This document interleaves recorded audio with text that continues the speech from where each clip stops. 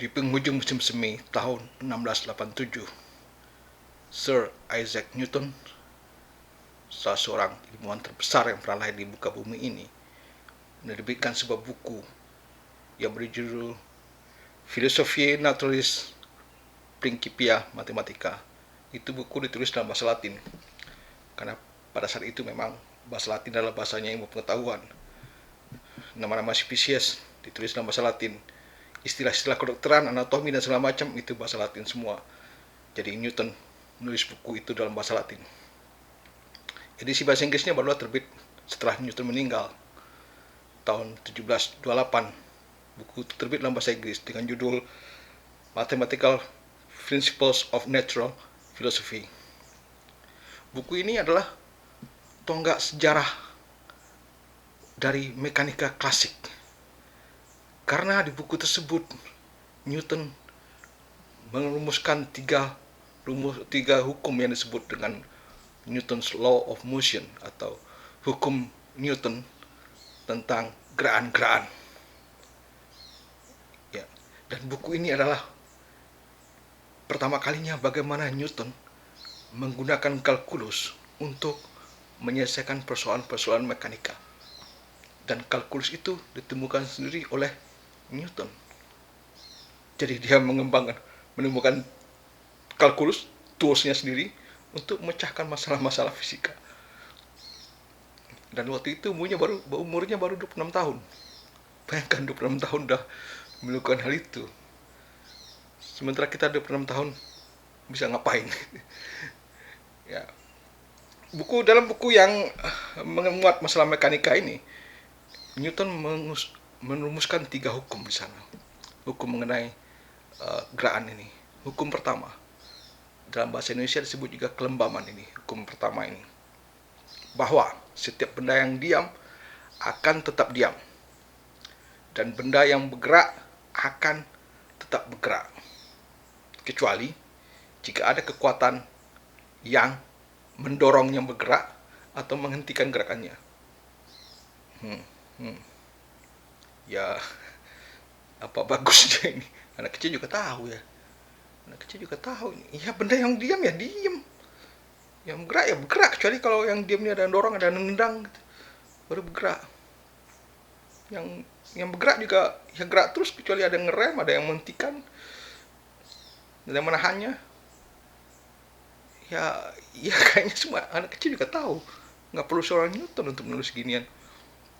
Tapi itu baru permulaan, itu baru pemanasan. Jadi Newton ibaratnya membangun sebuah premis dulu. Premis awalnya, itu hukum pertama tadi.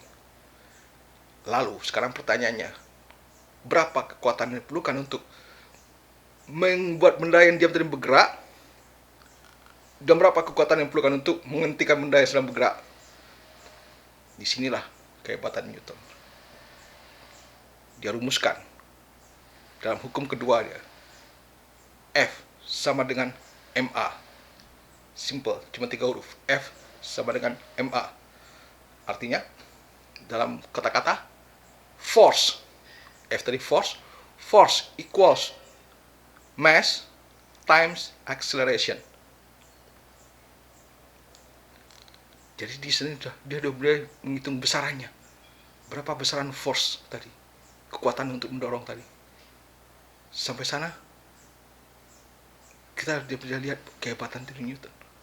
F sama dengan MA. Simple, tapi ini penting. Ini penting bagi tukang-tukang insinyur untuk mendesain mesin. Bagaimana mesin itu, seberapa kuat mesin ini bisa mendorong, menggiling, sehingga setelah beberapa saat setelah itu ada revolusi industri dan mereka butuh mesin-mesin. Mereka harus menghitung berapa kekuatan yang diperlukan untuk mesin. Di sinilah rumusnya Isaac Newton berperan. Tapi jadi masalah sekarang ketika rumus Newton ini diterjemahkan ke bahasa Indonesia. Kehebatan rumus itu luntur. Apa terjemahan bahasa Indonesianya? F sama dengan MA. Bahasa Indonesianya, gaya sama dengan massa kali percepatan. Saya oke. dengan massa, mass diterjemahkan sebagai massa. Oke. Karena massa beda dengan berat. Berat itu berubah-ubah. Misalnya dari timbang badan di bumi 100 kilo, 100 kilogram, timbang di planet Mars bisa 30 kilograman. Ya, karena gravitasi Mars, planet Mars lebih kecil dari bumi. Tapi kalau massa tetap, walaupun ada timbang badan ada massa Anda di bumi 100 kilogram, di bulan juga 100 kilogram, di planet Mars juga 100 kilogram. Jadi massa, mass diterjemahkan sebagai massa, saya oke. Acceleration diterjemahkan ke bahasa Indonesia menjadi percepatan. Saya juga masih oke. Karena percepatan beda dengan kecepatan. Kecepatan itu, ya kalau digambarkan oleh Newton di kalkulus itu, di bukunya tadi pakai kalkulus. Kalau percepatan itu sebuah kurva, maka kecepatan adalah garis singgung di kurva tersebut. Karena percepatan butuh waktu, harus punya rentang waktu. Kecepatan itu sesat. Nah sekarang, saya masih oke dengan itu. Sekarang, force diterjemahkan sebagai apa? Gaya. Gaya.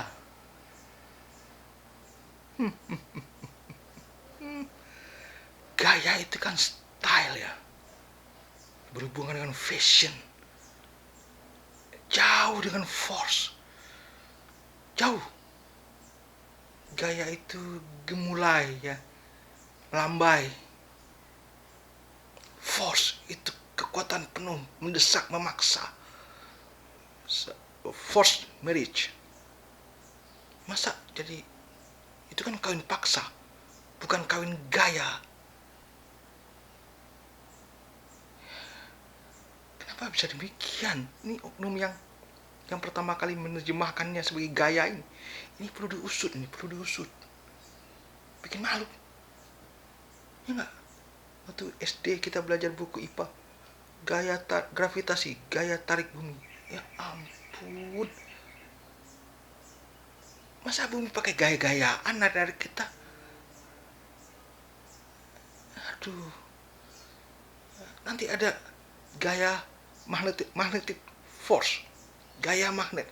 Ya ampun, magnet pakai gaya apa? Buat narik. Electrical force. Gaya listrik. Ampun deh. Ini nih.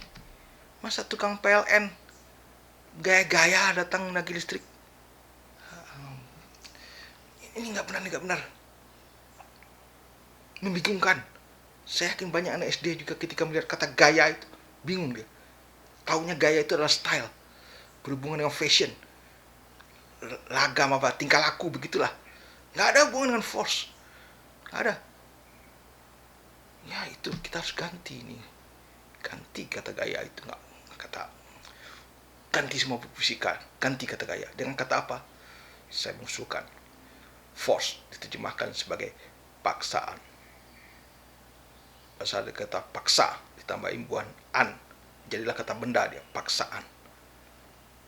Jadi rumus Newton tadi kita bisa terjemahkan ke bahasa Indonesia menjadi paksaan sama dengan massa kali percepatan.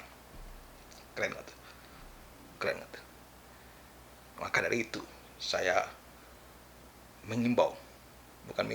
mengusulkan kepada Bapak Menteri Pendidikan dan Kebudayaan CC, Bapak Dirjen Pendidikan Dasar dan Menengah CC, Bapak Dirjen Pendidikan Tinggi, saya selaku pembayar pajak yang taat, dengan ini mengusulkan agar merombak semua buku fisika yang ada dari SD, SMP, SMA sampai perguruan tinggi. Ganti kata gaya dengan paksaan. Kalau enggak, kita malu. Kalau seandainya komunitas fisika internasional tahu di Indonesia itu force, dianggap gaya-gayaan, dianggap style, malu kita. Apa kata dunia? Wah, nggak bisa disembunyikan muka ini. Malu. Jadi sebelum kita malu, sebelum kita jadi bahan tertawaan, kita ganti itu. Force adalah diterjemahkan sebagai paksaan. Itu baru keren. Gimana caranya? Gampang. Mengganti gaya dengan paksaan tadi gampang. Pencet Ctrl H, taruh kata gaya, replace dengan paksaan. Enter, save, dan cetak ulang semua buku. Kan? Simple. Nah, sekarang kita bahas hukum ketiga. Aduh. Nggak. Udah nggak usah. Udah keburu galau dengan hukum kedua. Udah cut.